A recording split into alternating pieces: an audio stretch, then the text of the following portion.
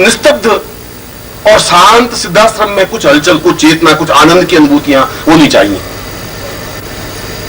और नृत्य हुआ, और मैं सोचता हूं कि जितने सन्यासी थे उन सबको 100 बिच्छुओं ने तो काटा ही होगा एक साथ। कुछ उनके देख रहे थे, उनकी तरफ ताक रहे थे और उछल रहे थे और जोश में ऊंचे नीचे हो नहीं रहे थे। घंटे भर का पूरा नृत्य हुआ। बीच में एक निर्भयानंद जी थे, वो बहुत ही काफी वर्ष 700-800 साल के थे। उन्होंने कहा कि ये नृत्य का किसने कहा?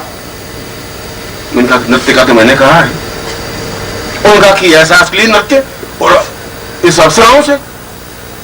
मैंने कहा कि फिर अगर इनके शरीर में और इनके जीवन में कहीं अश्लीलता है तो फिर कोणार्क के मंदिर हमें जला देने चाहिए, फिर खजुराहो के मंदिर जला देने पड़ेंगे, फिर देवताओं की जितनी मूर्तियां हैं भारत में उन सबको जला देनी पड़ेंगी, फिर तुलसीदास की रामायण में जो सीता का वर्णन है उसको जला देना पड़ेगा, फिर वाल्मीकि ने जो सीता का वर्णन किया उसको भी जला देना पड़ेगा। अश्लीलता कहां है फिर? अश्लीलता तो निर्भयानंद जी आपकी आंख में तुम उसमें गड़बड़ देख रहे हो। कहां गड़बड़ है? कौन सी न्यूनता आ गई? नृत्य में कहां सी कमी आ गई? ऐसा जवाब किसी ने दिया नहीं था। और मैंने कहा ज्यादा से ज्यादा रवाना कर देंगे, बाहर चले जाएंगे। नहीं सिद्धाश्रम, नहीं सही सिद्धाश्रम, कोई सिद्धाश्रम से कोई जिंदगी तो नहीं पार हो जाएगी।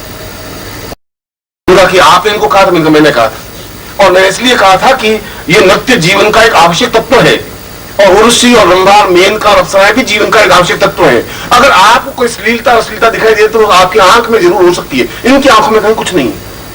इनकी आंखों में कोई न्यूनता नहीं है, कमी नहीं है। उसके बाद में एक चिंतन बना नृत्य का, गंधर्व का, संगीत का, भावनाओं का।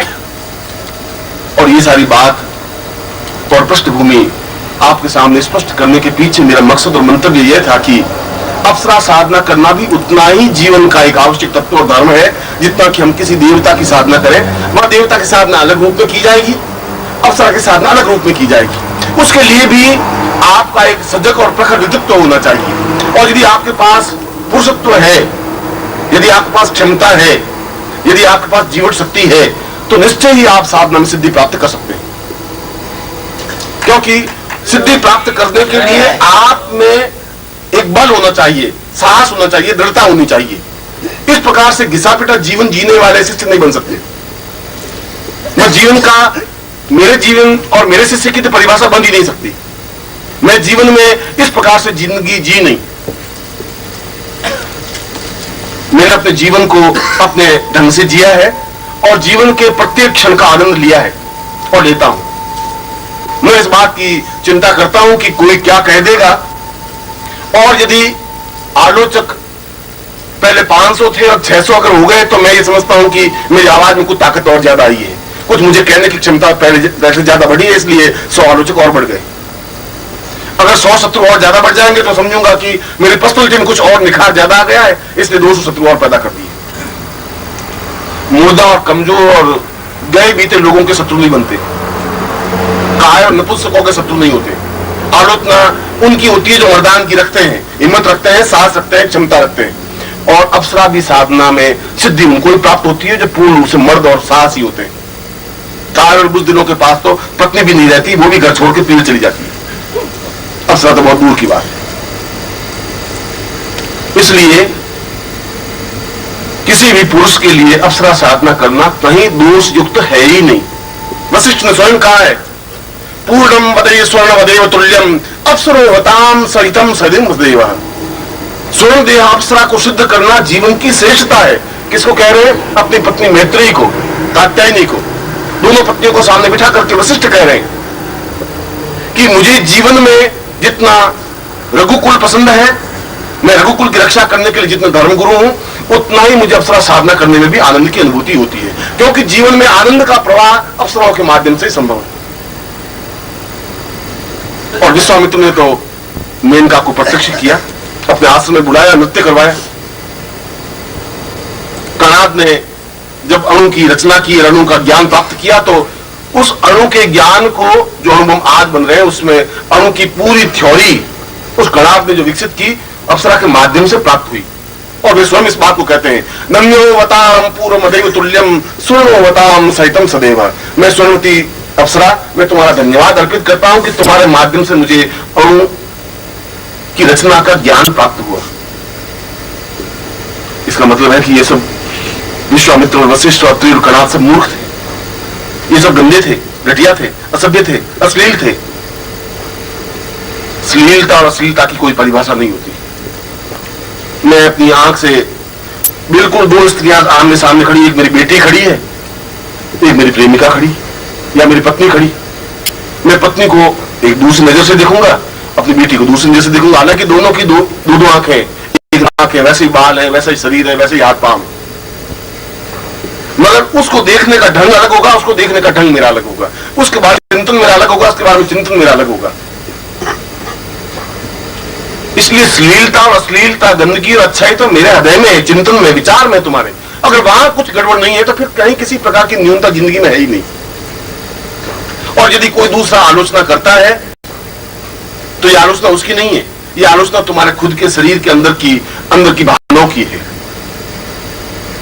और इसीलिए तुम्हारे जीवन को और प्रत्येक रूप में संवारने और सजाने का मेरा जिम्मेवारी है, मेरा उत्तरदायित्व है।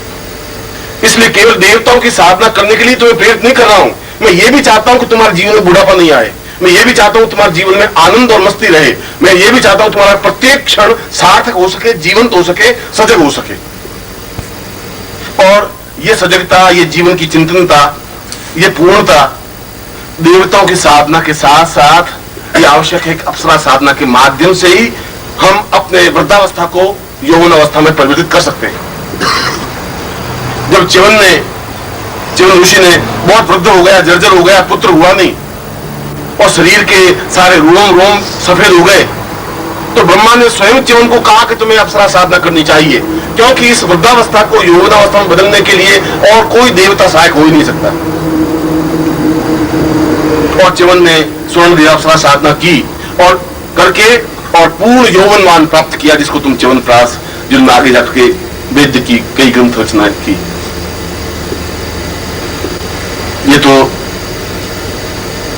तुम्हारे और मेरे एक बीच में एक एग्रीमेंट है, तुम्हारे मेरे बीच में एक संबंध है, और वह संबंध भावनाओं का है, हृदय का है, चिंतन का है, विचार का है।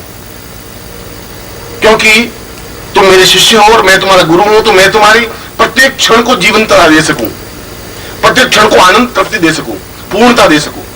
और यह पूर्णता और तृप्ति केवल देवताओं की साधना से सब कुछ नहीं मिल सकता, लक्ष्मी से सब कुछ नहीं हो सकता।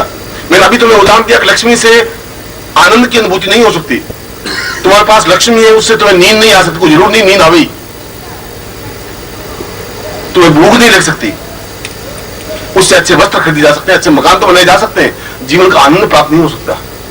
जीवन का आनंद तो जिसके साथ 2 मिनट बैठ करके बात करने में आनंद की अनुभूति होती हो, आनंद की अनुभूति होती है। किसी को आनंद रेडियो सुनने से आता है, किसी को टेलीविजन देखने से आता है, किसी को हिमालय में घूमने से आनंद आता है, किसी को काव्य ग्रंथ पढ़ने से आनंद की अनुभूति होती है। ये तो अलग अलग आनंद की अनुभूतियां हैं, मगर जीवन का हृदय पक्ष खुलना चाहिए। और यदि हृदय पक्ष खुलता नहीं है तो तुम्हारा जीवन एक लाश की तरह है, जिसको तुम कंधे पर ढोए हुए शमशान की तरफ एक मिनट के लिए जा रहे हो। हर क्षण तुम्हारा एक पग मृत्यु की तरफ बढ़ रहा है, प्रत्येक पग।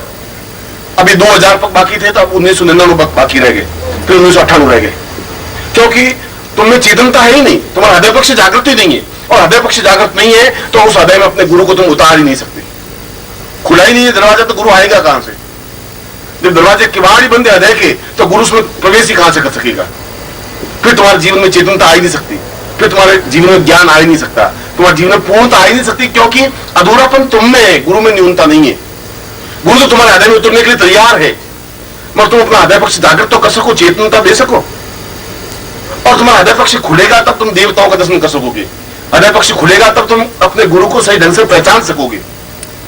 जब हृदय पक्ष खुलेगा तब तुम्हारे आंख में आंसू आ सकेगा, गले में एक आर्द्रता आ सकेगी, तब तुम झुक करके गुरु के चरणों में समर्पित हो सकोगे, तब तुम्हें एक आत्मसमर्पण का भाव आ सकेगा, तब तुम्हें एहसास हो सकेगा कि गुरु क्या है, शिष्य क्या है। और यह हृदय पक्ष जागृत केवल अप्सरा साधना के माध्यम से संभव है, देवताओं की साधनों के माध्यम से संभव नहीं है, और किसी देवता की स्तुति, पूजा, अर्चना के माध्यम से भी संभव नहीं है।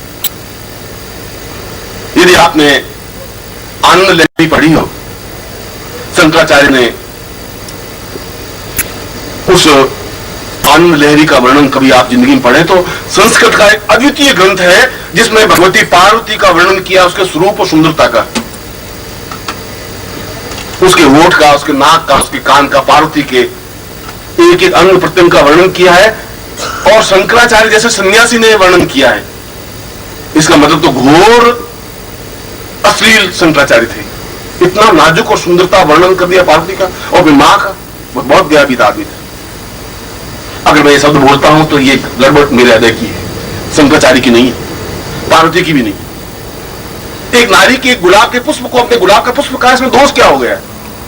अगर मैं गुलाब का पुष्प नहीं कहता हूं तो मेरी न्यूनता है, तो मेरी कमजोरी है, तो मेरी घटियापन है। गुलाब के फूल को गुलाब का फूल कहने में कोई दोष नहीं है, सुंदरता को सुंदरता कहने में कोई संकोच नहीं है। हम इसलिए नहीं कहते कि लोग क्या कहेंगे और क्या हो जाएगा। संकोच तुम्हारा खुद का है, क्योंकि तुम्हारे हृदय के दरवाजे बंद है, उसमें विकसित है ही नहीं, उसमें खुलापन नहीं।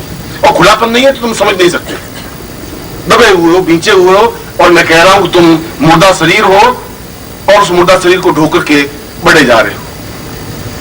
इसलिए तुम्हारे चेहरे पर आनंद की लकीरें नहीं है, इसलिए तुम्हारे चेहरे पर मुस्कुराहट नहीं है, प्रफुल्लता नहीं है, अट्टहास नहीं है, हास्य नहीं है, विनोद नहीं है। एक बुझा हुआ चेहरा, जैसे कि अंगारा बुझ गया हो और बस धुआं जल रहा है और जिंदगी जल रही है, पहुंच रहे हो। तुम्हारी जिंदगी में कुछ 24 घंटों में अगर आप हिसाब लगा के देखें तो 5 मिनट भी मुस्कुराने के लिए नहीं है। टेंस तो है, तनाव तो है कि ये लड़का कहना नहीं मान रहा, बहू आई नहीं है, ये साली तनख्वाह का क्या होगा, ये तो है तुम्हारे पास, ये तो पूंजी बहुत है। मगर आप हिसाब लगा के देखें कि 24 घंटों में कितना मिनट मुस्कुराते हो? 5 मिनट भी नहीं। और यदि मुस्कुराते भी हो, इतनी फीकी मुस्कुराहट की लोग पहचान लेते कि ये नकली मुस्कुराहट है। आइए आइए, बहुत खुशी हुई आपसे मिलकर के। ये मुस्कुराहट है क्योंकि तुम्हारा हृदय पक्ष जागृत है ही नहीं। जब हृदय पक्ष जागृत नहीं तो मुस्कुराहट आ ही नहीं सकती। खींच खांच करके आंखों को, नाक और गाल को खींच करके मुस्कुराहट बिखेर भी दोगे तो आधा सेकंड की होगी, वापस चेहरा वैसा वैसा बन जाएगा जैसा था ओरिजिनल। इसलिए कि तुम चिंताओं के बोझ से दबे हुए हो, इसलिए कि तुम्हारा हृदय पक्ष जागृत है नहीं, इसलिए कि तुम्हें अपने जीवन का एहसास नहीं है, इसलिए कि तुम अपने हृदय में गुरु को उतार नहीं सके।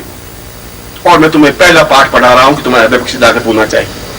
मैं तुम्हें पहला पाठ पढ़ा रहा हूं कि हृदय में गुरु को स्थापित करना चाहिए। पहली बार पढ़ा रहा हूं कि तुम्हारे चेहरे पर मुस्कुराहट होनी चाहिए। पहली बार पढ़ा रहा हूं कि तुम्हें इस गंगा में डुबकी लगानी चाहिए, इसलिए कि उस डुबकी लगा करके बाहर जब निकलोगे तो तुम्हारे हाथ मोतियों से भरे हुए होंगे। समुद्र में जो डुबकी लगा सकता है वो मोती लेकर के बाहर निकल सकता है। किनारों पर बैठा हुआ व्यक्ति मर सकता है, घोंगे चुन सकता है, कीड़े मकोड़े चुन सकता है, मछलियां चुन सकता है, मोती प्राप्त नहीं कर सकता। मोती प्राप्त करने के लिए समुद्र के बीच में कूदना ही पड़ेगा। और जो कूद जाता है वह जीवन में सब कुछ प्राप्त कर लेता है। इसलिए आज जब भूमानंद जी भजन गा रहे थे और वो कह रहे थे कि मेरी नाव तो बड़ी डगमग चल रही है, आप नाव चलाएंगे, और मैं तुम्हें बिल्कुल विश्वास दिलाता हूं कि तुम्हारा नाव का चलाने वाला मैं हूं और मैं तुम्हारा नाव डगमग होने दूंगा नहीं। आवश्यकता इस बात की है कि मुस्कुराहट के साथ अपनी नाव मुझे सौंप सको। अपनी चिंताएं आप मुझे दीजिए, मैं तुम्हारी चिंता लेने के लिए तैयार हूं, क्योंकि चिंताएं मुझे तकलीफ देती नहीं है और चिंताएं मुझे व्याप्त करती नहीं है। मैं उस तनाव में नहीं रहता हूं। जिस क्षण, हर क्षण रहता हूं, घर में भी रहता हूं मस्ती के साथ रहता हूं, शिष्यों के साथ भी रहता हूं मस्ती के और आनंद के साथ रहता हूं। न मुझे तनाव व्याप्त होता है, न चिंता व्याप्त होती है, न परेशानी व्याप्त होती है। आती हैं और पास में से होकर रवाना हो जाती है। उनसे मिलता जरूर हूं, उन मुस्कुराहट, परेशानी और बाधाओं से बातचीत जरूर करता हूं। 2 क्षण हलो हलो भी हो जाता है, मगर वो बेचारे पास में से निकल जाती है। मेरे शरीर को जकड़ नहीं सकती और तुम्हारे शरीर को भेज के बैठ जाती है। ये अंतर है तुम मेरे मुझ में। तुम उसकी कैसे छुटकारा पा नहीं सकते। तुम्हारा चेहरा एकदम कह देगा तुम क्या बात है, परेशान क्यों? गुरु जी अब एक परेशानी हो तो बताए।